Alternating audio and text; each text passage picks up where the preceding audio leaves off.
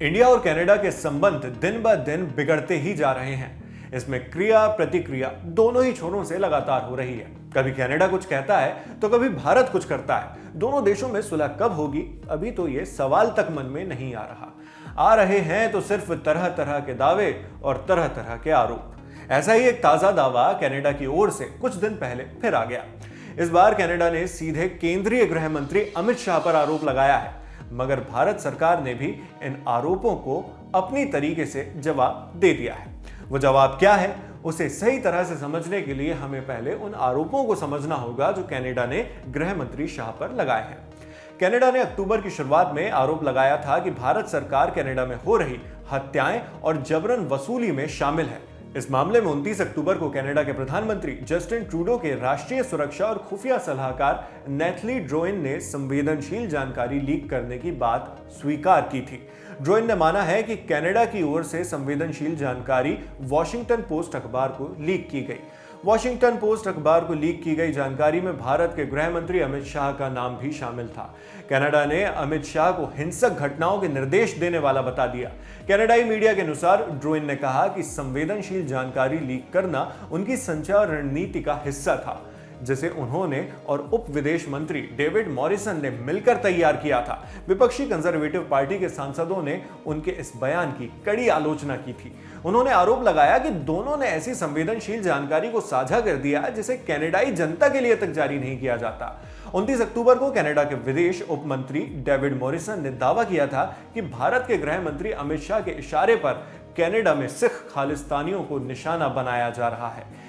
Canada की तरफ से खालिस्तान समर्थित आतंकियों की हत्या को लेकर भारत पर बीते कई महीनों से बहुत गंभीर आरोप लगातार लगाए जा रहे हैं। अब इस पर भारत ने जो जवाब दिया है उस पर चलते हैं। भारत के विदेश मंत्रालय के प्रवक्ता रणधीर जायसवाल ने कनाडा के आरोपों को बेबुनियाद बता दिया है, यानी जो आरोप अमित शाह पर लगाए गए हैं। उन्होंने बताया कि इस मामले को लेकर शुक्रवार 1 नवंबर को कैनेडियन हाई कमीशन माने कनाडाई उच्च आयोग के एक अफसर को तलब किया गया और आरोपों का विरोध करते हुए एक नोट सौंपा गया।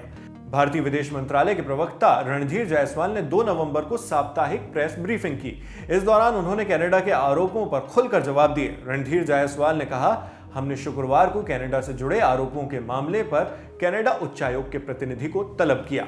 उन्हें 29 अक्टूबर 2024 को ओटावा में सार्वजनिक सुरक्षा और राष्ट्रीय सुरक्षा पर कमेटी की कार्यवाही के संदर्भ में एक डिप्लोमेटिक नोट सौंपा गया, यानी एक कूटनीतिक नोट। इसमें यह साफ किया गया है कि भारत ने कनाडा के उप विदेश मंत्री डेविड मॉरिसन की टिप्पणियों पर कड़ी आपत्ति जताई है।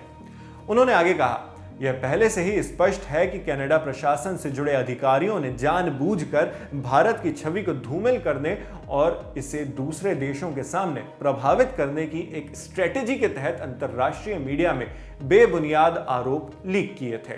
रणधीर जायसवाल ने कहा कि कनाडा की ओर से भारतीय राजनयिकों के संचार को भी बाधित किया जा रहा है और भारत ने अपने अधिकारियों की ऑडियो और वीडियो निगरानी करने का औपचारिक रूप से विरोध किया है। रणधीर जायसवाल कहते हैं, कनाडा की सरकार ने हमारे कुछ अधिकारियों को हाल ही में सूचित किया था कि वो ऑडियो और वीडियो निगरानी में है। उनके कम्युनिकेशन को भी इंटरसेप्ट किया गया है, माने बाधित किया गया है। हमने औपचारिक रूप से कनाडा सरकार का विरोध किया है क्योंकि हम ऐसे कामों को राजनयिक और वाणिज्यिक यानी कमर्शियल कन्वेंशन का उल्लंघन मानते हैं। इस वीडियो के शूट होने तक रणधीर जायसवाल के इस बयान पर कनाडा सरकार ने कोई जवाब नहीं दिया है। कनाडा और भारत के बिगड़े रिश्तों पर हमारे साथी कुलदीप ने 30 अक्टूबर के दी लल्लन टॉप शो में विस्तृत चर्चा की थी। इस एपिसोड में केंद्रीय गृह मंत्री अमित शाह पर कनाडा सरकार के आरोपों के बारे में भी डिटेल में बताया गया था। इसलिए इस मामले को और गहराई से जानने के लिए आप डिस्क्रिप्शन बॉक्स में दी गई लिंक पर जाकर लल्लन टॉप शो का संबंधित एपिसोड देख सकते हैं। बाकी इस खबर पर आपकी क्या राय है, हमें कमेंट बॉक्स में लिखकर जरूर बताएं। इस खबर के लिए जानकारी जुटाकर स्क्रिप्टिंग की थी हमारे साथी शुभम ने। मेरा नाम है शेख नावेद और देश और दुनिया की खबरों के लिए आप बने रहिए दी लल्लन टॉप के साथ। शुक्रिया।